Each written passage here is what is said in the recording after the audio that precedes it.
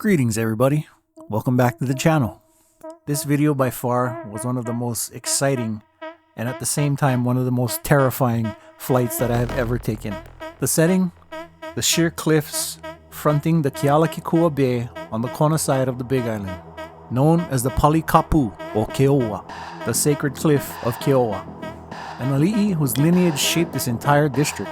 These cliffs once held burial sites hidden in the rock, and even a commoner's shadow wasn't allowed to fall here. The sheer walls are the eroded western face of Mauna Loa, shaped by ancient lava flows and centuries of surf and wind. So buckle your seatbelts everybody, and get your eyeballs ready, because you know, it's gonna be on.